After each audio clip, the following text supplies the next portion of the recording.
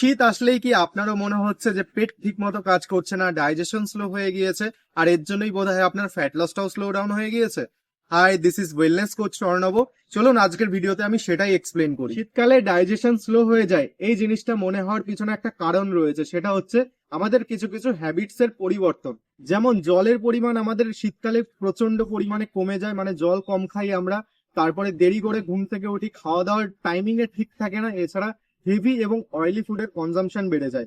অনেক সময় চা কফির পরিমাণও কিন্তু আমাদের সারাদিনের বেড়ে যেতে থাকে। এই জিনিসগুলো মিলেই পেটের ওপর চাপ পড়ে এবং আমাদের ব্লোটিং হয়, যার জন্য আমাদের মনে হয় যে ডাইজেশন স্লো হয়ে গিয়েছে। কিন্তু ঠান্ডা আবহাওয়া বা শীতকাল আমাদের ডাইজেশনকে স্লো করে দেয়, এটা কিন্তু পুরোপুরি সত্যি নয়। বডির ডাইজেস্টিভ সিস্টেম শীতকালেও প্রপার ওয়েতেই কাজ করে, শুধু প্রবলেমটা হয়ে যায় আমাদের লাইফস্টাইলের জন্য। যদি প্রপার ওয়েতে ফ্যাট লস করতে চান এবং ইজিলি বাড়িতে থেকে নিজের ওজনটা কমাতে চান, আমি আপনাদের পার্সোনালি গাইডেন্স প্রোভাইড করতে পারি।